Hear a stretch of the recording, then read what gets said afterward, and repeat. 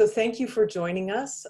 For those of you who don't know me, I'm Lisa Steindorf, and I am a trainer, coach, consultant, a variety of different things. And here today, though, I am facilitating a conversation with one of my dearest friends, Gregory Mills, and I will introduce him in just a moment. He's absolutely a master, if you will, at, in the language, in heart, in spirit, and in concepts. And I'm really grateful. And I'd like to share a little bit of how I got into knowing Gregory and how we came to this. But first of all, Gregory, would you, now that he's left the camera, would you like to just introduce yourself and share how you have come to this place and time today? Lisa and I know each other from the Option Institute, and just have been precious friends. There's so many layers of connection and camaraderie, tenderness, care, friendship, family. It's just beautiful. And how we came to this today is an overflow of our normal conversations. I feel like Lisa and my relationship is the safest place to be a happy detective. It's a relationship where you want to ask questions and you want to get to know someone. My definition of intimacy is that into me see, and having a friend that lets you see deep inside of them, and vice versa. It's a beautiful reciprocal relationship. And so being an Oregonian lady that's international German culture mixed with American, it's a delightful story. So a lot of our conversations are like, so tell me about you, and your experience. And me being a Black person, a Black man from, New Jersey, the southern part of New Jersey outside of Philadelphia, grew up in the Navy, then moved to California, been married, blah, blah, blah. She has these questions of like, so tell me about you. And we'll stumble across things in our relationship like, well, that doesn't make sense to me from where I view, from where I sit, from where I see. And race is just like something I joke around a lot. I'm like, that's a white thing. Oh, that's a Black thing. You wouldn't understand or whatever. It's out of tenderness and lightheartedness we play. And so with some of the relationship inquiries, we thought this would be a good idea because some of the stuff that we talk about, Lisa was like, I would love for other people to be able to talk to you and understand your experience as a Black person. So we have hundreds of conversations, but this is one of hundreds. And so, I figured if they're friends of Lisa's and they have questions and inquiries, I'd love to share, ask, inquire, listen, all of that. Mm-hmm. Ta-da! Thank you. Thank you, Gregory. And that's the kind of framing that one of the things that I so appreciate about you. And it is true that very often, especially when I came over here from Europe, really kind of naive, if you will. Gregory, I won't say he took pity on me, but he kind of looked at me and was like, I think you need some help. And so he was my helper and has been since. And it is true with a lot of the conversations that we have, because I bring with me an ignorance, not only because of the color of my skin, but also because of the decades that I've not spent in this country. And there's a lot of the issues of racism and oppression and injustice here that I either don't see or don't get, or is confusing to me. And I do have the opportunity of saying to Gregory, okay, so can you just explain that to me, because I don't understand it. And then he will. And I don't know a lot of places where I can do that. And so that's how these, and then when this all started coming down, became more in the public eye, let's say, I wanted to do something, and I thought this would be an opportunity to give us all a chance to converse and ask questions. All right, so Basic question, Gregory, as a Black man, how do you feel walking through our world and the events today? Um, I would say cautious. And when I say cautious, my mom and my mother and my father and my grandfather are big proponents of how do I say this? Black excellence, right? When I say Black excellence, now this is what I was raised to believe. My mom and dad taught me that as a Black person, you have to overcome stereotypes. The stereotypes that are out there about Black people, you have to rise above that. So you're never normal. You're never, and they told me that. Like my mom and dad told me, you're not normal. And normal to my family is like white people. You're not white. And because you're not white, you're not normal. Now to us, you're normal, and you should be proud of who you are, and your character, but you have to be better. You have to be better than normal. And so I was taught to be bilingual. There's a way that I speak and talk around my family, other African Americans, just the same way Lisa would speak, was raised pretty much, not raised, but like spent a considerable amount of time in Germany with her family. And that's what they spoke. But there's an element where, when you're not around German people, that you speak English. And so, the way that we talk around my house, slang, street, whatever, was completely celebrated amongst my community, but we knew to turn that off. And they call that code switching. Like in code switching is a term where there was an actor, one of the Amos and Andy actors. He had two phones as a movie star. And one of his phones, he would pick the phone up and he would say, "Yassa." When Hollywood would call with this phone, he would be, "Yassa, Ozza calls you when I get a chance. Ozza calls you soon." Click. But when this other phone rang, he would be like, "Hello? Hey, how's it going?" Because that's the way he was received on this specific phone. And so for that reason, as a small one, you navigate where your audience is and who your audience is about to be, And I had an experience one time when I was like 7 or 8, where I went to a Christian day camp, and there was a girl named Sherry Kronk, and we got along and we went swimming together and stuff with all the other kids and stuff, but we had a camaraderie. And I dragged her over to meet my mom, one day, and she met my mom. My mom's like, hello, Sherry, nice to meet you, and all of that. And my mom told me, she says, don't expect that to happen to her parents. Don't expect her to drag you to meet her parents.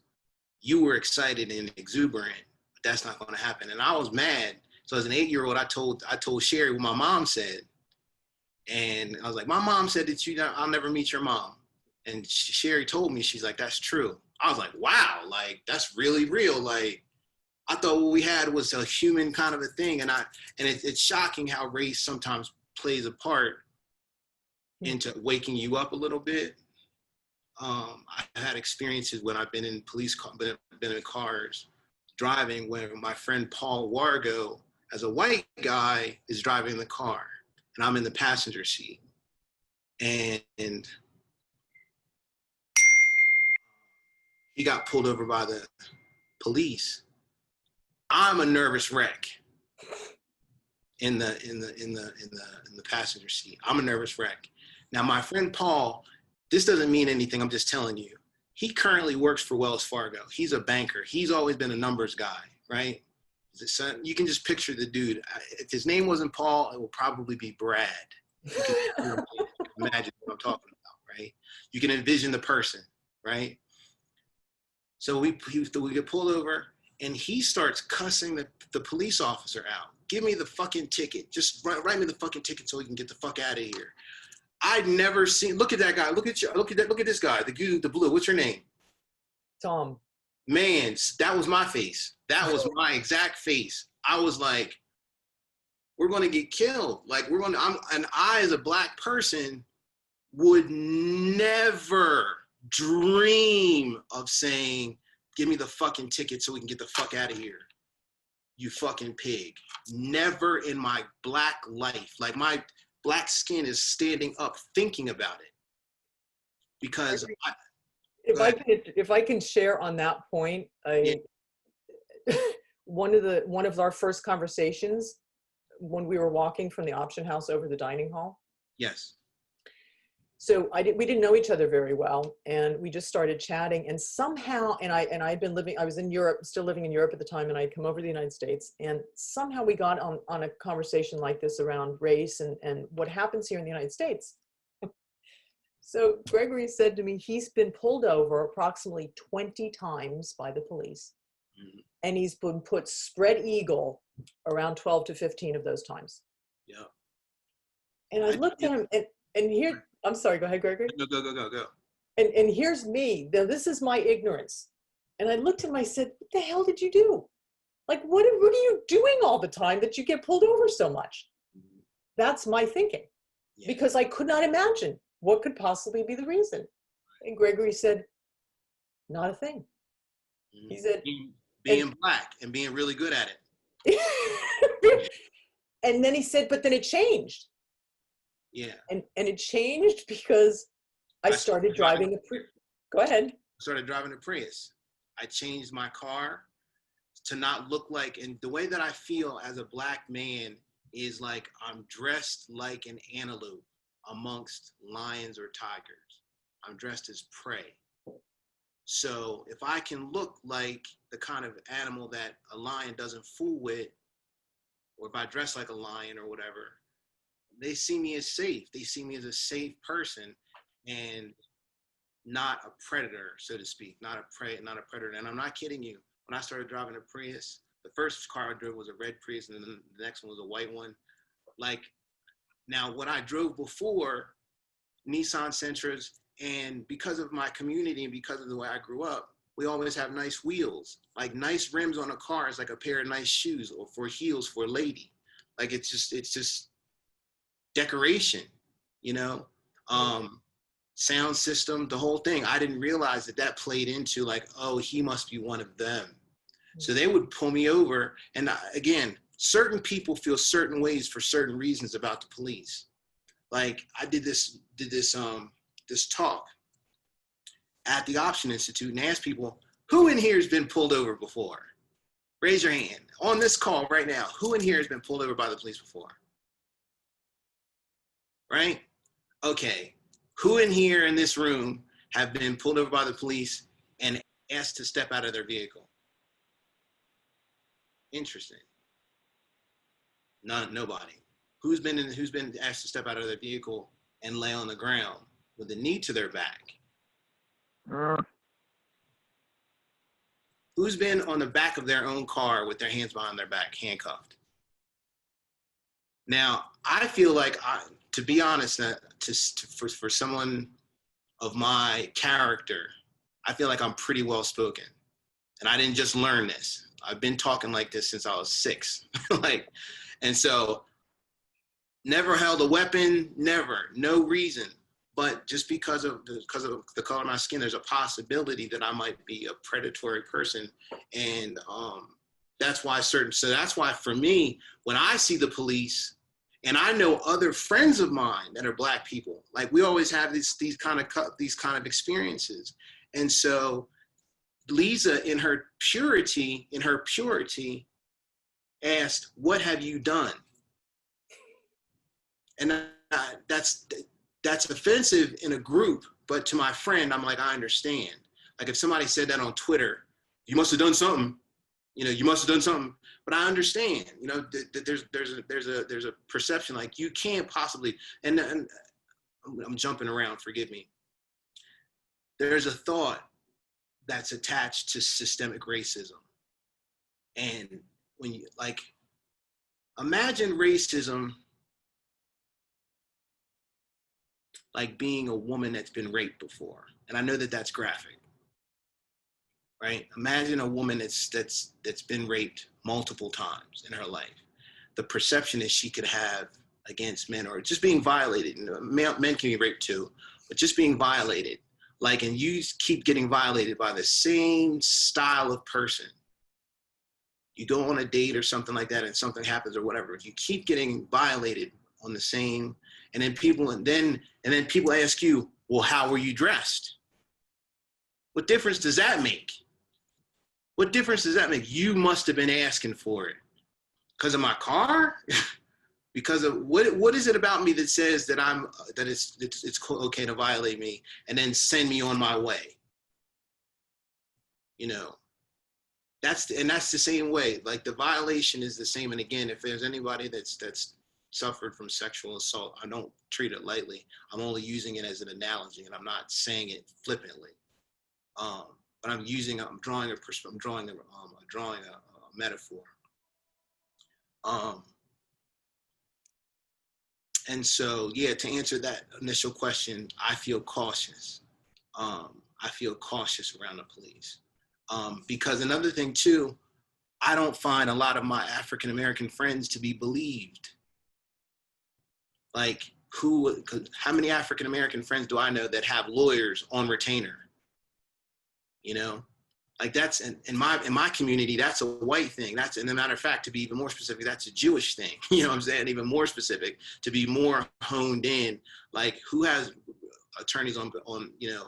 Now, my buddy Paul, my white friend from Pittsburgh, he does, and he'll go up the chain of command and all that. He has the kind of money to throw at an attorney to find this. And cops know that, police officers know that. But the underlying thing, I guess the most important thing, is to acknowledge that there is systemic racism. Acknowledge that there's systemic racism. So Gregory, on that point, and thank you for sharing that. It's always so interesting to me. And every conversation that we have, you bring up things that, and this is one of the things I remember from traveling, you go into cultures, you only have the frame of reference that you have, right? I mean, each one of us, even though the rest of us on the call are white-skinned, we still come with a certain history of a family, cultural history, religious, educational, all these things. And we come into any situation with that collection. Right. And that's our lens. Yes. So when I would travel, or when I still travel, I go into situations, although I have a tremendous cultural awareness, I still only have a certain palette of things to interpret. How would people serve food, or how would they deal with their children, or how would they walk into a church or a temple, right? So, and then one makes, in this culture, which is what keeps coming up to me again and again, especially in our current situations, that it's all been brought to light, is the non-questioning of that cultural history. Yes. And it wasn't until I read Obama's Dreams for My Father, as horrendous as this sounds, but it's the truth. I didn't even realize there was another America. Right. Like, it didn't even occur to me. Right. South side of Chicago, when I read how he grew up in the life, I was like, wow, there's a totally different culture happening out there that I wasn't even aware of. And it's America. And it's been here for, how many hundreds of years now. So what would you say, and again, folks, if you have questions, if there's things that come up for you, please use the chat box or jump in. But what would you say that people, the question, the way I posed it is that, as a white person, what should I know that I do not know now? Like, what do you think would be useful for us to know?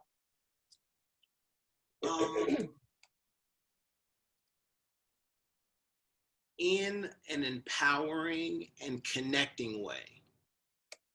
In an empowering and connecting way. Acknowledge that there's systemic racism. Like, within the last 4 or 5 months, we never heard, and I'm just going to use this as a human thing, right? As a human example. What is COVID-19? What's COVID? Who's got it? Who doesn't? And in the beginning, it was, you were throwing your hands away like, that's just a hoax, or that's just a whatever. Like, it's just a thing, it's not proven, whatever. In the very beginning, there was give and take before a lot of people started dying. And you kind of just thought, oh, that's something that's overseas, China or Spain or Italy or wherever you kind of see on, the news that it's popping up. But then when it started coming to America, there became this concern that looked outside of yourself. Whether you had it or not, you were curious about how to keep yourself from getting it. And that comes with, okay, this COVID-19 coronavirus is real. And I'm asymptomatic, meaning I don't know if I got it or if I don't. That's what I want people to do is, do I have racism or not? Just because I can't look at it and see the symptoms and I'm not running around like, with I don't know, with flags and hoods on my head, joining the Ku Klux Klan. Like, it doesn't have to be that. That doesn't have to be that. But how's one going to recognize that, Gregory? I mean, as we've spoken again and again, we were talking about, when you were talking about, you were getting your hair cut. And I don't know, I think I posed the question, or we talked about, it was a hairdresser for African Americans. And somehow the question came up, if I came in there. Oh yeah, if you walk to black barbershops, they look for me. Right. The hilarity of that thought, that would be beautiful. Like just like friends of mine that are just like towering powers of black people and just seeped in the street, of culture. And then to have Lisa walk in and say, is Greg here? Was a hilarious thought that I was just like, you're so out of focus or out of place. Like, of course, everything will be fine, but it will be very like,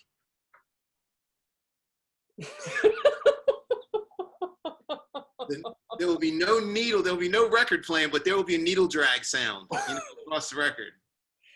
So, but Gregory, so for me, when you're talking about to know that there's systemic racism, right? For me, when we had that conversation, I sat there and I thought, why? Like, why would it stop? Because I mean, I'm not on your side of that equation. Right. Right. So when you are asking for us to be aware of systemic racism, actually, I'd like to ask that question. I put it on the invitation. How many folks, and there's not going to be any penalty points for this, but how many of you all have watched either 13th that I put on the invitation or the TED Talk? Okay. If you haven't, please do both.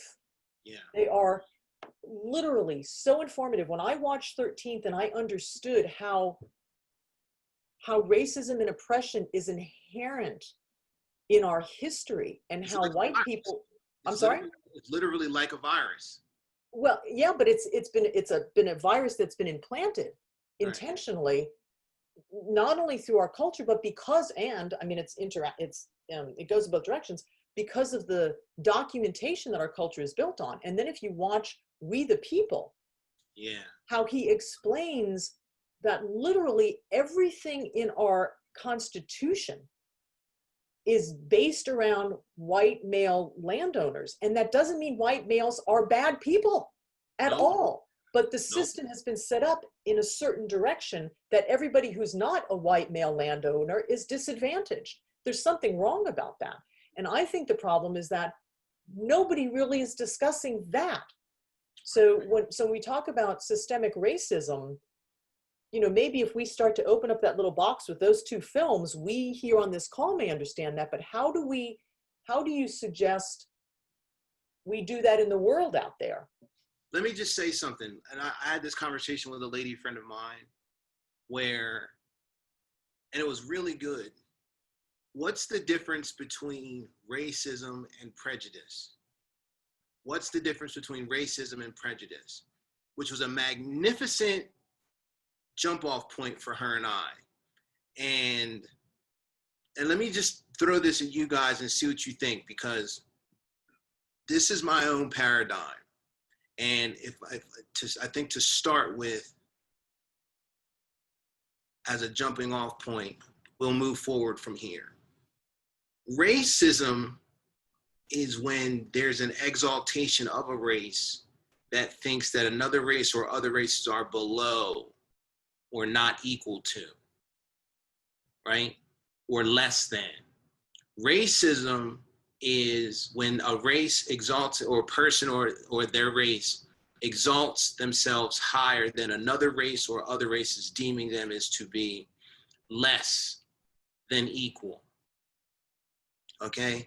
And there's money involved, there's power involved to enforce that racism, and there's strategy involved to enforce a racism.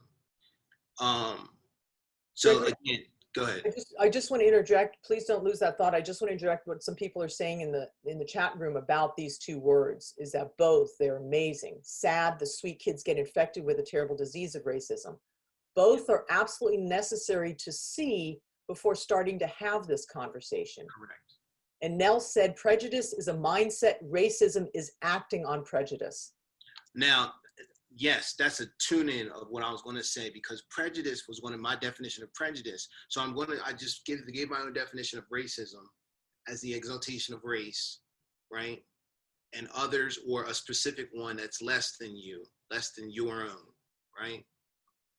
Prejudice to me is merely personal preference. Personal preference. Like, there's things culturally in my own culture that I'm prejudiced against, right? Let's see. I can't stand people that play loud music at red lights. I can't stand I can't understand why a Harley Davidson driver would have earplugs in his ears with his loud ass motorcycle. If you got earplugs in your ears, why the fuck do I want to hear it? You're riding a bike. You're riding the fucking hog. And why do I want to hear it? You have earplugs in your ear? Oh, because I don't want to hurt my ears. Well, what about mine, right?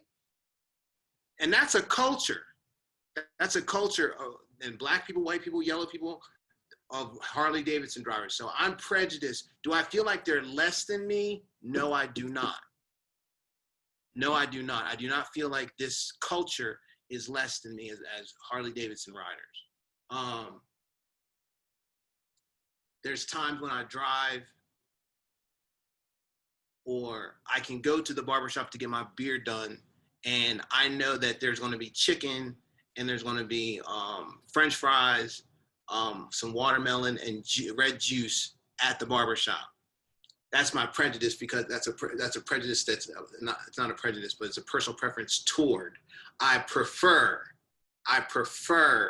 the food at the barbershop because it's good and it's culturally significant. See, now I want to go to your barbershop, Gregory. They don't do that where I get my hair cut. I'm telling you what, it's a party. Like, the barbershop is like a comedy club. It's an insane. They made movies about it. It's a wonderful experience. It's fun to get your hair cut, and it's like CNN and like BT, and it's just an entertainment. It's an experience. Caleb loves it. But there are stereotypes that have to do with commonality, and prejudice is personal preference to or against something that has to do with that culture.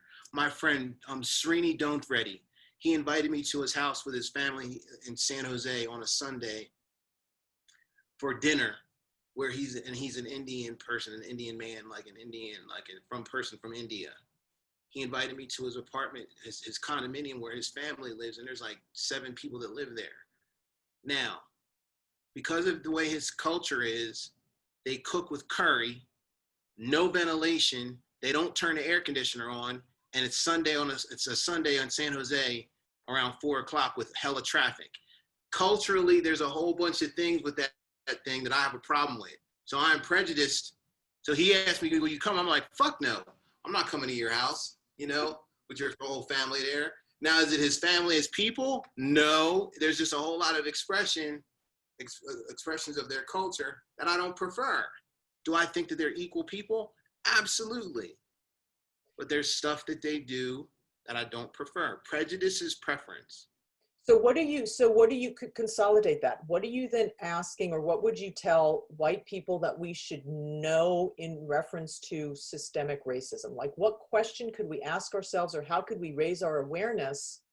Like, there's some excellent, if you want to watch uncomfortable conversations with a Black man on YouTube, and I can't remember the host's name. Do you know the host's name, Gregory? I don't know the name, but he's brilliant. Oh, he's brilliant. Absolutely brilliant. If you get a chance, they're excellent, because he also does some with couples about, interracial adoption or interracial marriage and so forth. Yep. Anyway, one of the conversations, he talks about getting on an elevator.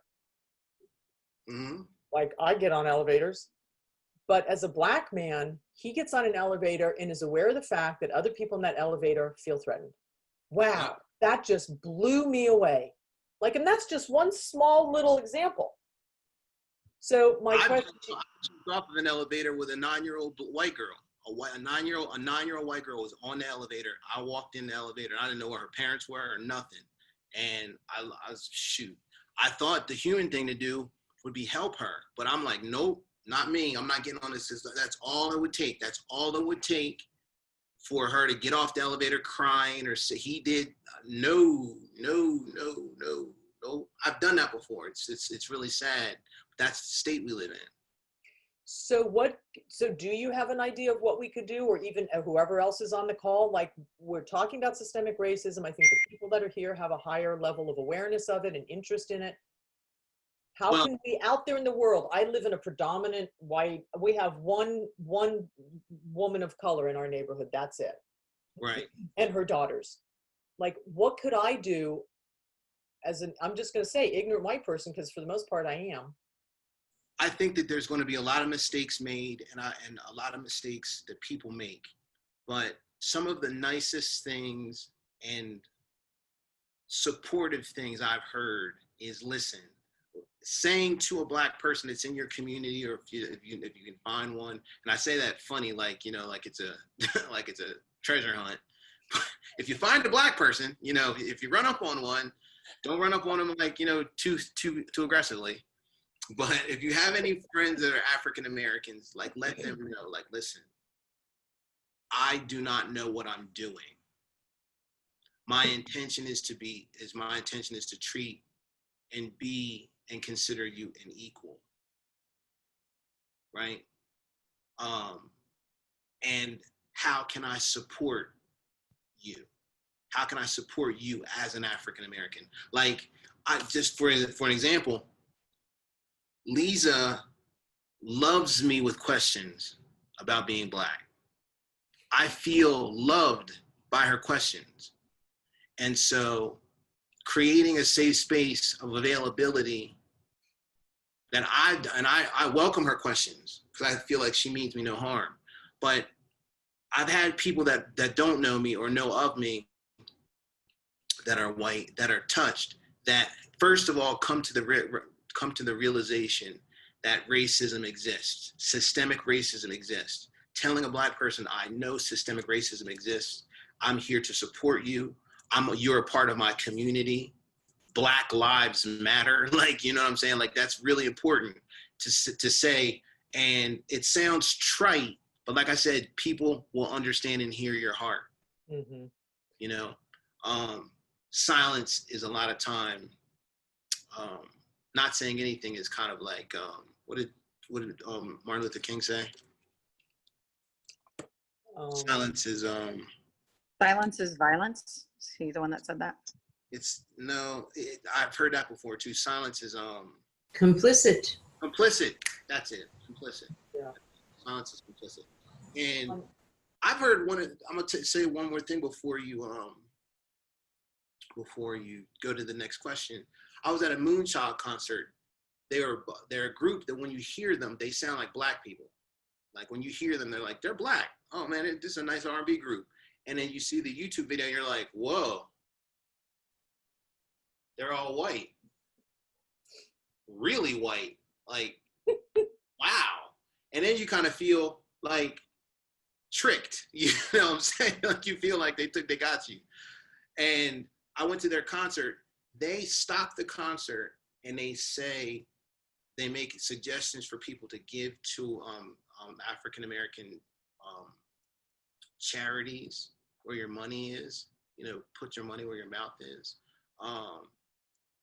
and to continually help and get on the other side of the street. Like, figure out where you are on the side of the street and get to the other side. Move across the street. Do something different. If you have the ability to hire a Black person on purpose, just to go in the face of it, just to go against the grain, like, oh, I'm on Thumbtack or I'm on, TaskRabbit. You know what? I'm going to pick a Black person. These are small, tiny things. I'm going to pick a Black person on purpose. Oh, he looks shady. That's a part of racism. He looks shady. He looks shady. He looks shady. Do we do that with all people? That's just a question. Yeah. And I think that it's raising that awareness. That's a really good point, Gregory. And I want to acknowledge there are questions that have come up here in the chat room, and we're going to get to those. So I'm gathering them on this side, and we will come back to those. What you were talking about, looking shady. When I was down, I had posted this on Facebook when I was down in downtown Portland after some of the riots, and there was so much artwork and only literally a handful of people. It was like a ghost town, where usually it's a thriving city. And one car drove by me, only one. And it was a black Lexus, and it had tinted windows I couldn't see in the car. And it drives by and very slowly, and it pulled about 5 meters ahead of me, and it stopped. And then it slowly rolled back. And then the window came down. And I remember when I was driving, watching it go, and I thought, that's really interesting behavior. And my first thought was, I wonder what they're doing here. That was my fault. And I didn't have any thing one way or the other, interestingly enough. But it was the only car. Right. Anyway, window comes down, 2 Black men are inside. And the driver said to me, so what do you think? No preamble, nothing. And I said, I think it's a travesty. I said that we had to come to this point in order to recognize that we're all human beings. Yeah, man. And so we got into this conversation. I mean, it was a conversation I would have had with you or one of my close people on this call. It wasn't a conversation that you would have with somebody you just met in a car driving by. And before he left, he looked at me and he said, I want you to be careful. Yes. He said, right here, right now, it's not a safe place for you. Yep. I'm not really, and then we parted ways. So that awareness of, but that first thing when the car drove by, I was very aware of what my thoughts were. So what I'm hearing you speak to is that awareness about how do we think of people? Would we think that way if the person had a different skin color? Right. And just kind of doing a self-aware check. Yeah. And I'll be honest, as a black person, I do it. Systemic racism is a part of me too. So I'm not cured all the way of it. I have some of it in my system. For example, I went to a concert with my friend Abby, a Filipino girl, and it was a group of black dudes that were coming toward us in San Francisco. And because of what I saw, lower pants, baggy clothes, hat, click to the side, the walk, for that long, I was like, I kind of pulled her close to me. Now, would I have done that if there had been a group of white dudes walking that way? I don't know. Did I think to myself, hey, maybe these guys are going to Dartmouth, right around the corner? Because Dartmouth College is right around the corner in San Francisco where we're going to the Warwick. I wondered, and I thought to myself, what is it that made me think that? What is it that made me think that? Where did I get that wiring from? Yeah. That these couldn't have been Stanford, students or whatever. And again, it's just asking yourself the question, why do I think or believe what I believe? Yeah. Very good. And am I employing that belief? Am I putting that belief into practice to where it runs and rules and reigns in my life and my behavior and my activity, where I'm acting on it? Yeah. Okay. Self-awareness. So I've got a number of questions here, Gregory, and I also have, I'm sorry? Yes, questions. So I want to come back to, now I'm trying to figure out the next one, which I think is really also important. I don't want to miss, but I want to pick up the ones from the group. So let's do the group ones first, and then we'll come back to the Black Lives Matter ones, okay? Yes. Okay. All right, so I'm just going to go here in order. So Megan asked, how do you feel about white people using African American versus Black? Oh, I don't care. It all comes out of me personally. I don't care. Is there a cultural preference in the? It's like the weather, honestly. Like there's a whole bunch of African Americans in the community, black people. Some people are like Black, some people like African American. But more than anything, it's the heart. It's the heart of somebody saying it. It's the heart of where someone is coming from. For me, if somebody's like, hey, Greg, you're the funnest African American I've ever met, would I rather him say, you're the funniest Black dude I know? I don't care. Like, it's the envelope. Got it. Okay. So Okay. I personally don't have a preference, but you can't, let me just say one more thing. You can't go wrong saying African American. Unless they're not African American. Correct. So for example, I mean, there are a lot of East Indians that are more Blacks, more darker brown skin color than a lot of African Americans in general. So that's somewhere I get kind of stuck with. Yeah. But I say people of color. Right. You can't go wrong there either. That's a nice blanket. Okay. Okay. So then how do we talk to white family members? Well, I would not only family members, but how do we talk about white family members about systemic racism, especially when they don't want to take responsibility for it? Caveat, because they don't want to feel guilty for something that started years before they were born. And Din goes on to say, I'd like to know more to that second part of the question because my ancestry in this country is very recent. And so the question is, how do you have a conversation about your how do you have a conversation about systemic racism when people are feeling like, well, I wasn't here, I didn't hang anybody. I wasn't a slave owner. Right. That is like having a conversation with someone that has a weight problem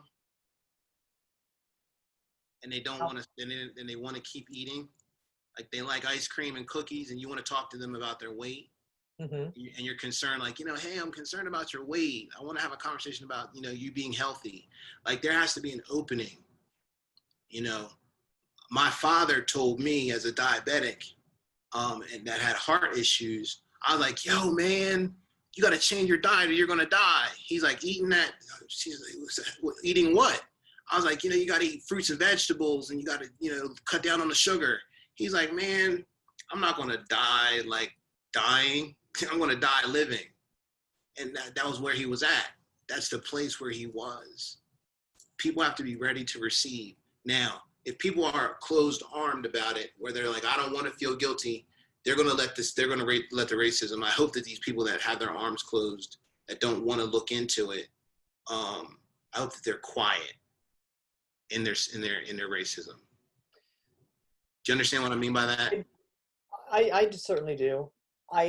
I'd like to share something on this, and it's interesting because my time in Germany, this was a conversation that happened often. So in Germany, of course, there was the Holocaust and the murder of 60 million Jews, individuals.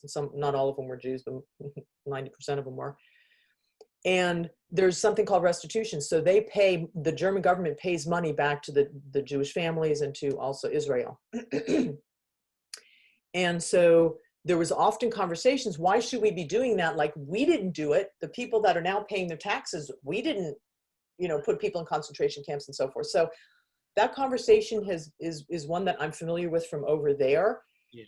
As far as, well, we didn't hang people over here, but I think it doesn't matter what the history was. It's what's happening right here and now. The history, I shouldn't say it doesn't matter. Obviously it matters, but it's how it's still being expressed today. Right. And we're part of this culture. And so whether I've just moved to this country or not, if I'm part of a system that is intentionally repressing and hindering other individuals from having the same rights and privileges that a majority has, there's something wrong with that system. And I'm going to take a stand either against that injustice or for the justice, independently of whether my history is here or not. Right. And that's the thing, because systemic racism is so, in fact, systemic. Like, like wearing a mask, you're saying like, I don't know if I got it or not, but, I'm acknowledging that it's possible, I'm acknowledging that it's possible. And I didn't hang anybody, my ancestors, blah, blah, blah, blah. I'm still a part and participating in a system that is still activated. Racism is activated still. Racism is not erased. And Yeah. so as long as America is still doing what it's doing and being what it's being, the system is still poisonous. Absolutely. There's another question here, Gregory, actually, too. Leah asked, should the topic of issue of race be discussed with a Black person? If so, why? Would that make it weirder or uncomfortable, for lack of a better word? An acquaintance, a coworker, or even a friend for that matter, is that something that should be discussed or put in the forefront? If I don't see them as less than by any means, what is there to discuss or ask? If so, at what point in the interaction or relationship? I think that, and again, I'm going back to that analogy of violation.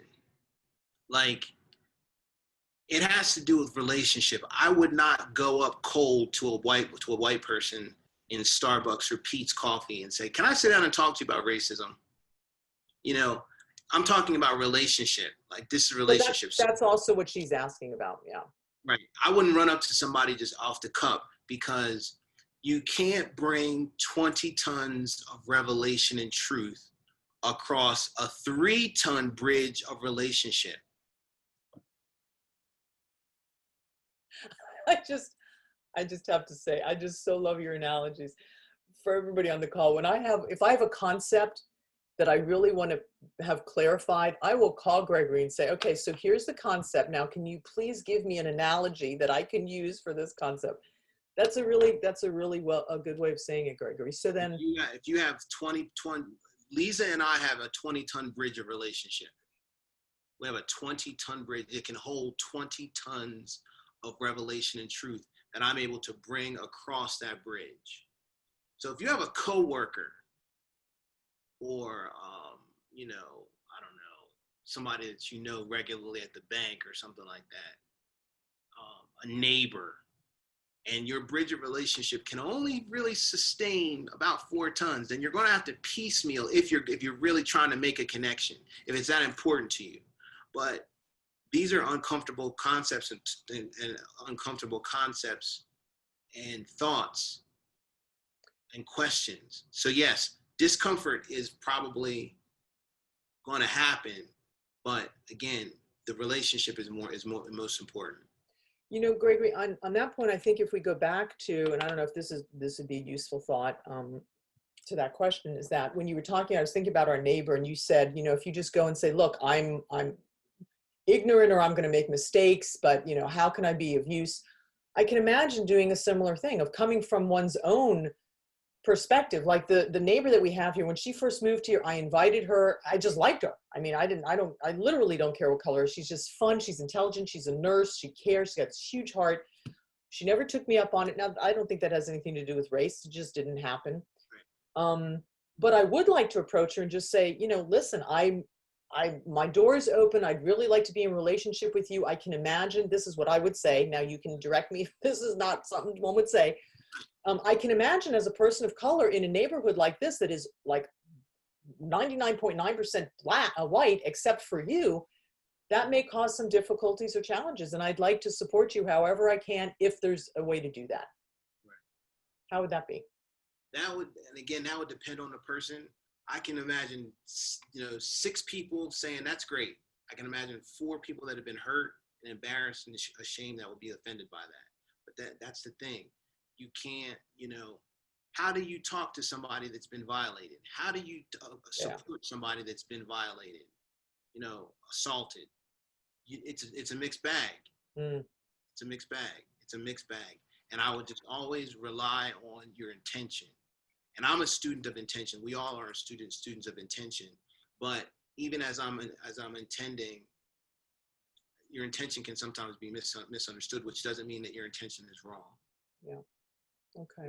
Your intention can be misunderstood, and that's, forget race. Like, I could go to my next door neighbor and be like, hey, I like the new bowling ball, the bowling ring you guys got. We don't bowl. Oh, all the thumping and stuff around. I was excited about it. that happened. What are you talking about? What are you trying to say? I'm not trying to say anything. I was just acknowledging that there's noise and there's lots of it, and I'm excited about it. How can I support you?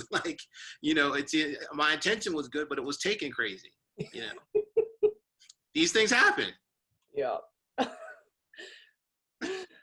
Okay, so Rose shared, I believe we create our prejudices until we seek new information to dispel them. Taking ownership is not guilt. Nicely said. Love Ava DuVernay's work for that reason, always looking forward. Yes. Okay, so and I do want to share that Gregory has said that, real quick, I don't believe that personal preferences that prejudices are created. Because I believe prejudice is personal preference. For example, I don't like the way ice cream tastes when it's a certain color. Like I don't like Rocky Road. I don't create that. I've drawn the conclusion that I don't like it, but it's a personal preference. I don't make up like, oh, this is Rocky Road and it's all, like that's my personal preference. But that's a preference. Which I think prejudice is. Okay, what I'm hearing from Rose's question is, I believe we create our prejudices until we seek new information to dispel them. So for example, the way that I was brought up, my parents were absolutely racist, and they gave me information when I was a little girl, which never made sense to me, about Black people. We lived close to Washington, D.C. So I would think, and Ro, please jump in here, that it's that kind of training of paradigm, of getting information and being told things. And that remains our prejudice, not preference. No, prejudice. You're talking about racism, though. You're talking about racism. Your parents taught you because they were racist. They believe that there's a group of people that are less than. Right, but then my prejudice, my actions that I take based on that, they may become a personal preference, but they're based on a prejudice or racism. I mean, we don't have to get into the semantics of it, but I think that there are certain things, there's personal preference that I for example, do not find, God forgive me, anybody on the call, but romantically, I'm not interested in men with ginger hair. Right. Just doesn't, red hair, I don't find it romantic, right? Black hair, long, indigenous looking, I am all over that. Right. It's a personal preference. Right. But out of that, I think that where it turns into a problem is from that racism, when we then make our preference, well, I'm not going to hire somebody who's Black, or I wouldn't sit in a car with somebody who's, of color, or. Right. And those are the things that I think that are created, and we can only dispel them when we create, And it's that fine line of delineation between racism and prejudice. But yes, yeah. I agree. Okay, one more question for today. And Gregory has said he's happy to do more conversations like this. If you all are interested in that, I would ask you to share that. And after this question, I'm going to open it up for you all to jump in and just ask whatever or share whatever you'd like. But this question I find is really important. And I really didn't get it until about probably, I'd say, a year ago. And it had been a big issue in a spiritual center that I was involved with here, a controversial question. And I was like, so what does it matter? And it wasn't until a year ago, I was like, oh my God, now I understand why it matters. And here's the question. Why is it important that it is Black lives matter and not all lives matter? Well, it goes back to acknowledging or asking yourself the question, do I believe that systemic racism is a thing? That's the first answer to that question, is do I believe that systemic racism is a thing? If you say no, then you can do the all lives matter thing. If you say no, systemic racism doesn't matter, systemic racism isn't a thing. And I also believe that Australia doesn't exist either. And it's sitting in the middle of the ocean. You're like, okay, I'll let you think that, but it does. But you're entitled to your own opinion. But if you believe that systemic racism is a thing and it exists, I was telling Lisa the other day that I was driving from Vallejo to Vacaville. And that's like a 25 or 30 minute ride. and the cars began to kind of like back up with traffic.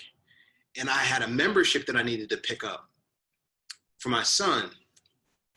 And I'm looking at my watch like, I got to get there. I got to get there before they close, because it's going to be 2 weeks before they, so it's very urgent that I get there. White Toyota Prius V, 55 miles per gallon, great car, 2018 car, new, it's flossy, it's cute, hybrid, all of that. I'm annoyed in this traffic. And then I realize when I come around this bend that there's traffic because there's an overturned minivan and a family, a father waving his hand, and the mother has one of the babies, and there's 2 little kids and stuff on the side of the road. Now the minivan was upside down, like wheels up, not to the side, it was upside down. And in a flash, in a moment, in a flicker of an eye, I thought to myself, all cars matter. Not just those. All cars matter. I got someplace I need to be. Now, I didn't believe that. Again, I was thinking like I was what's the word? I was being delayed and inconvenienced by the traffic because of this accident. But I don't know how they got in that position. This family is destitute with need. Their car is upside down and their family is outside of it. Now, is it true that all cars matter? Yes, but in this climate concern specific instance, that car mattered. That family car matters. Yes, all cars matter. Yes, that's true. But at this moment, at this 2020 realization, you can be going through time from the 1900s, the 1800s and 1600s, thinking about traffic, and then come to 2020 and realize, oh, when you see the George Floyd thing, when you start hearing about all these deaths by the police, when you hear all this, these lynchings and these hangings and these situations that are happening, and you're aware of them, and you're just like seeing them, you're like, wow, this seems like a thing. Yeah, my heart goes out to that family. That family matters in their car. Can I say all lives matter? Yes, I can. But I have to acknowledge that this is an upside down car with a family that doesn't have, like I used to hear people that have arguments with me that say, pull yourself up by your bootstraps. And I'm like, in my community, when I came up, we didn't even have boots. Like the resources that some of my white friends have when I went to high school, like there's some things that are just that my community don't have access to. The resources are just not there. And so to say bootstraps when you're in a community that doesn't have boots, and there's some miraculous things, but I just think that there's nothing wrong. I think that to fly in the face of racism, and to put on your racist mask against racism is to say Black Lives Matter. And, red lives matter, and brown lives matter, and yellow lives. Yes. But in this moment, in this dispensation that we're in, the microscope seems to be on African Americans, and how can we make that right? So, how we can, change. Does that make sense? It makes perfect sense. And I think you describe it beautifully. And I love that analogy, as I did the other day. And what comes to my mind is, unless Black lives matter, no lives will matter. Right. Facts. I think that it's a human thing to say. I really think that it's a human equality thing to say. acknowledgement, like the word, the term, the phrase, the movement, you know, to say, like for me to pull over and say to that family, is there anything I can do for you? Is there anyone I can call? What can I do? Can I give you guys a ride? That's saying, that's acknowledging. I'm not saying that people that didn't stop are wrong and assholes. I'm just saying that in that moment, for me personally, to pull over and assist is to say, your car, your situation, what you struggled and suffered, how you wound up in this situation. I don't even know how you wound up here. I don't know how you got here. I don't know your story, your background. I'm making a direct analogy to this family as I am to Black people, to say, I don't know. Tell me what happened. Tell me how you got here. Tell me how you wound up in this situation and how can I help? That's the Black Lives Matter thing. Yeah. And that me doing that is saying that my car matters, helping your car matter. Like, you know what I'm saying? I'm acknowledging the all lives by stopping. I'm acknowledging the all lives, all cars matter by stopping to help your car be unfucked on the road. Yeah, absolutely. So I'd like to thank you, Gregory, for that sharing. I'd like to open it up to the group for anything, any other questions or comments or just any sharing. Please unmute yourself and yeah. As a matter of fact, my grandfather used to tell me that in Salem, New Jersey, there was a place where he lived that was kind of like, you know, had a racial divide. And he said, they're scared of us because they feel bad about what happened. And they're hoping that we don't exact revenge. My grandfather used to tell me that. He's like, they're afraid because to be afraid of the African American race or community, you can't be afraid without knowing the history. You know what I'm saying? Like Good point. the Mandingo warrior of an African American, which is a tribe of big buck men, right? Yeah. They would never, and that's why they treated us and deemed us like animals, because they were afraid. They actually were afraid of what. Yes, thank you. They get loose because we've enslaved, raped, pillaged, and done them really, really dirty. And now that they're getting free, shit, they might come and get us. Right. Back revenge. And that's the funny part is 98% of my friends think that's funny. Like, we're not a violent people, you know what I'm saying? Like, we think that that's funny, that like we're just trying to just get along. You know what I'm saying? We just want to be cool. Wow. Like, we're over here, and like there's a couple of friends that I have that are angry Black people that are like racial and like, you know, that don't like any white people, and it's based on a level of pain from their history. But most of my friends, again, now we're talking about probably a few thousand people, you know, wave their hands at white people, at prejudiced white people, like, you know, they won't say that to my face. You know what I mean? But yeah, that fear is because the fear has to do with they're worried about revenge. So Gregory, there's a something I'd like to throw out there. As far as fear goes, and this comes up with you and I sometimes, is when like you talk about stuff where you go to that other Black language, or what do you call it, street talk? Yeah. And it feels like then I don't know you. Yes. Because it's such a completely different everything. Yeah, and I have that when you talk to your kids. I'm sorry? I have that when you talk to your kids. Oh, when I speak German? Yeah, when I'm like, wow, who's she? I don't know her. Wow, like, I don't know her. I love her, but I don't know her. I'll wait till she's done.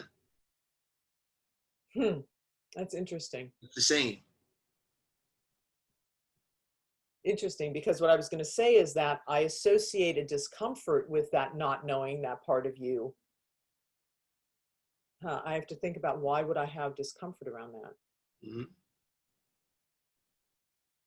Okay. I got to think about that one. Yeah. I All thought you right. were the call down. I'm like, no, don't go. That's an interesting thought. And I know that I have had family members tell me that, you know, when you speak German, you're excluding us. Especially when I first got over here, I just didn't think about it because that's what we would speak, right? So that just was more habitual than anything else. With Gregory, for me, it's not that I think he's talking bad about me. It's that there's something that I don't know. Maybe it's the, again, the German word would come unberechenbar, that it's unpredictable, right? Like when he was talking about going into the black hairdresser, like I would have just walked in there not thinking, but when he said everybody's going to look at me, then I was like, oh God, what does that mean? It's that not knowing. Like what could happen if I just walk in there ignorantly or innocently, and what is it that I don't know there that could possibly be a problem? I guess that's where the issue is for me. And so from a perspective of, you know, a white woman living in a predominant black city, there are many times when, and I feed the homeless a lot too. Right. And most of the homeless people are black men, you know, and I still go out there and I still go and I feed them. And sometimes I'm scared and sometimes I'm not. And it's just like you said, we come with an intention. Right. And I'm, you know, empathetic to a lot of these people, and I can tell, okay, I need to step away from this person because I can feel their energy, you know. And then some, I'm like, here, please, you know, and they're very kind and considerate back. So it's also a part of an awareness from just being out there of, you know, because I'm scared of them. Does that mean I'm a racist?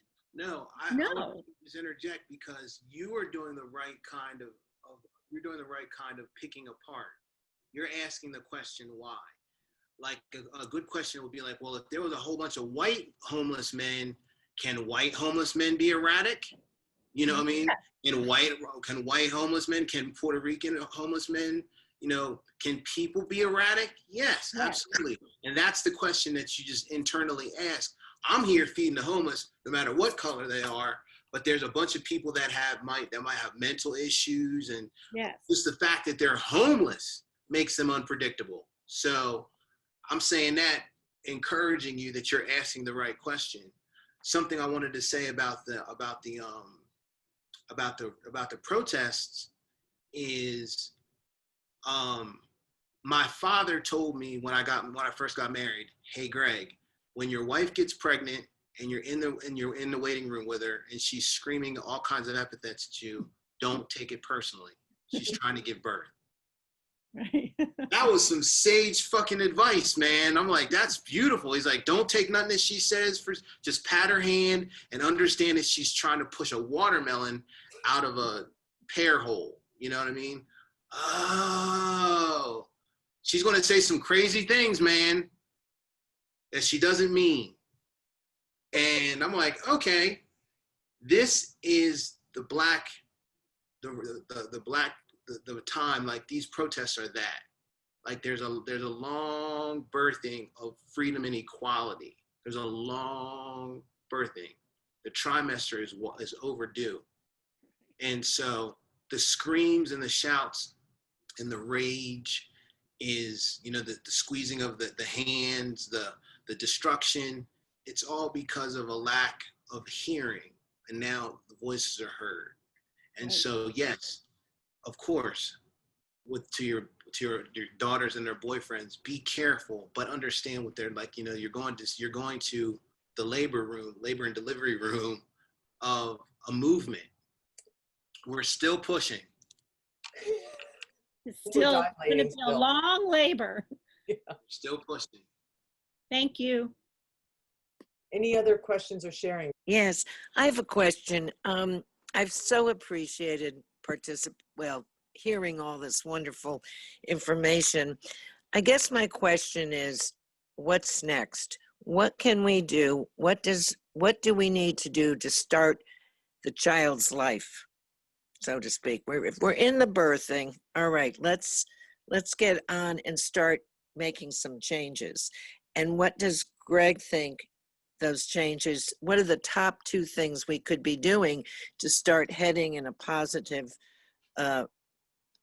birth? Do some research, and for the main thing is to support Black Lives Matter, whether that be however you can do that to start with. And while you do that, while you're supporting the Black Lives Matter movement, you can be creative about what you think needs to be done.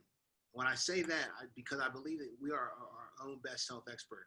Like when a house is burning down across the street from your house, and you run across the street, you don't call the fire. You call the fire department, but you don't. There's things that we know instinctively to do when it's time to help.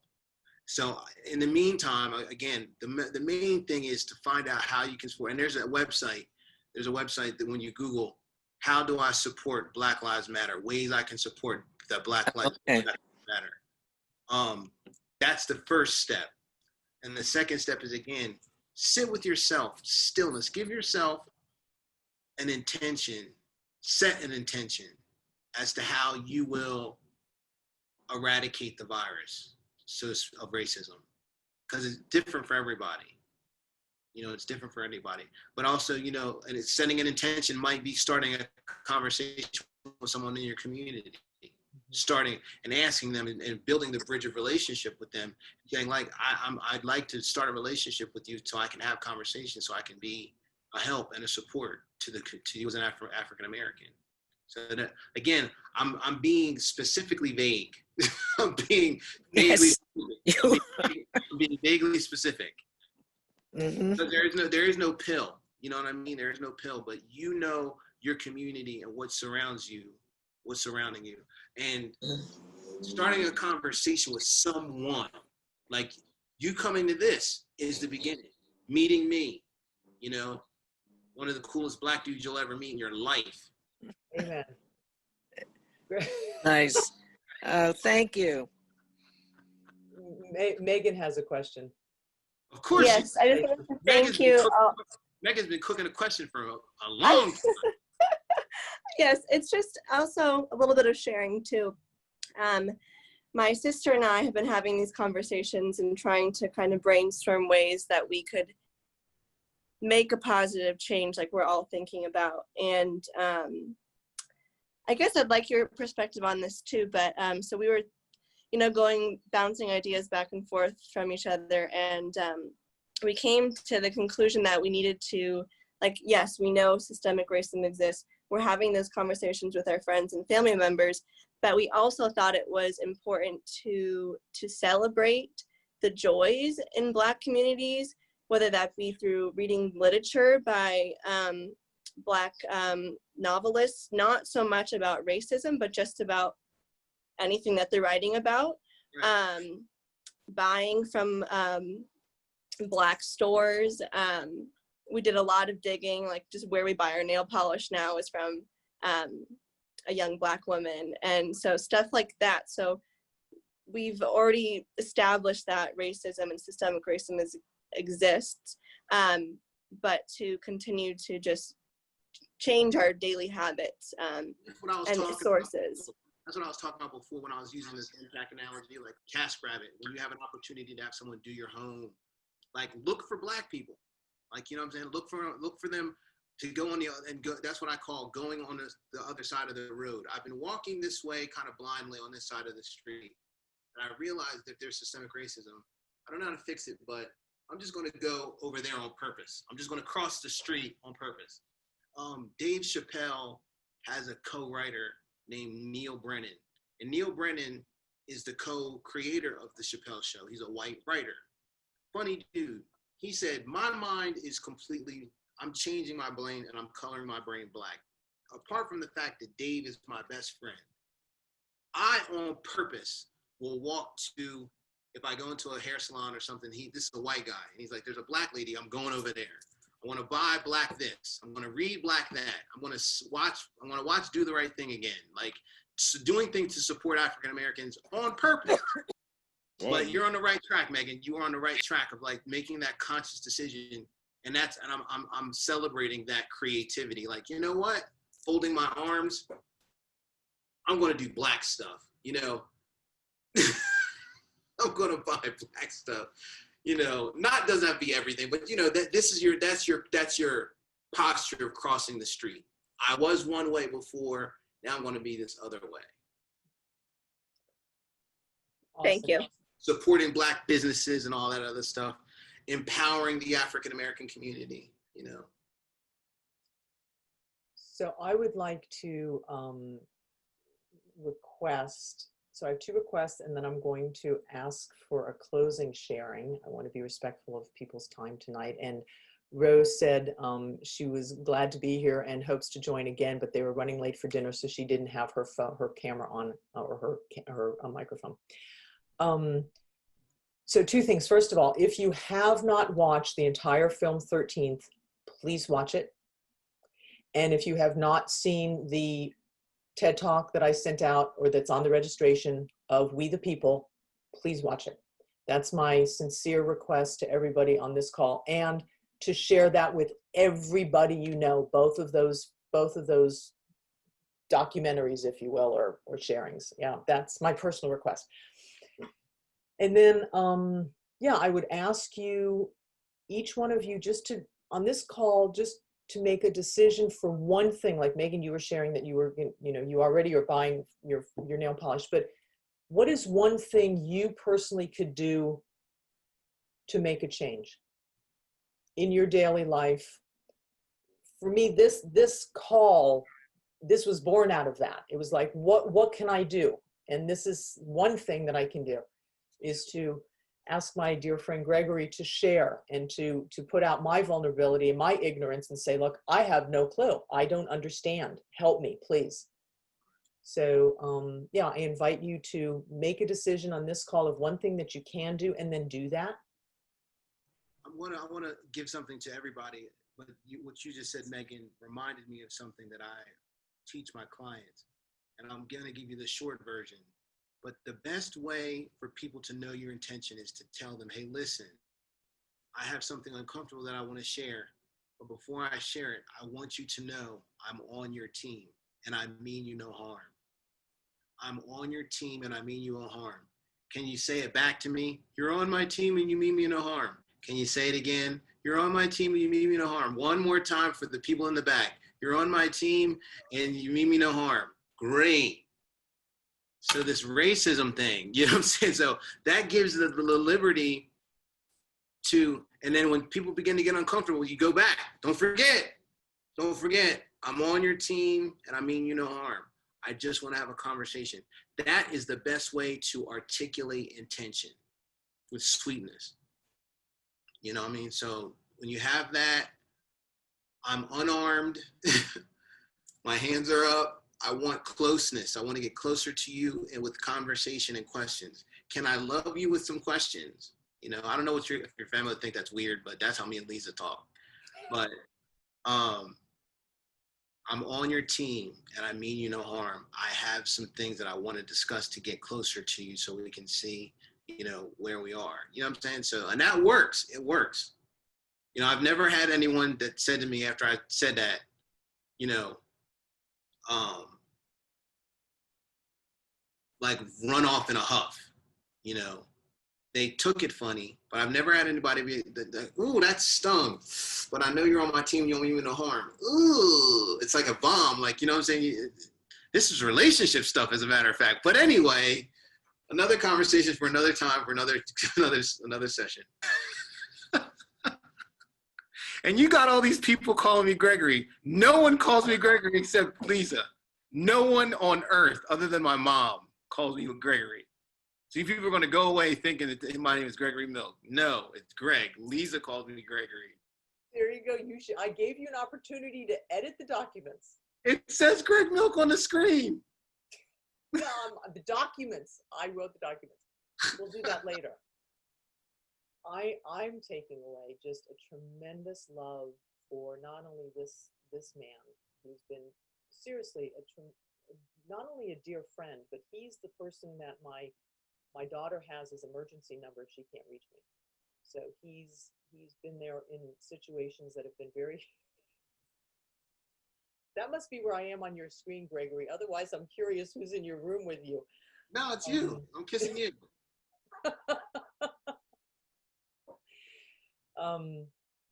Yeah, just a sense of love and appreciation, and also for everybody on this call that I know your hearts, and I appreciate that you're here, and yeah, I just feel gratefulness. So thank you for your time, everyone. And Gregory, the last word is yours, my dear. Yeah, the last word is I appreciate and loved hearing where you guys are coming from and being heard by you. I'm honored at the gift of being heard and seen and allowed to be seen. So thank you for coming and showing up, and you showing up to see me, and allowing me to be seen and be heard. And so if there's anything that you were able to take away from our time, I feel closer to all of you having met you. And I'm grateful. I'm just really grateful. I'm really grateful, appreciative. And I hope I see you guys again. Last word. I'm on your team, and I mean you no harm. I'm on your team, and I mean you no harm. Sweet. Thank you, Gregory. Thank you, everybody. Be well. Stay safe. Bye-bye. Thank you.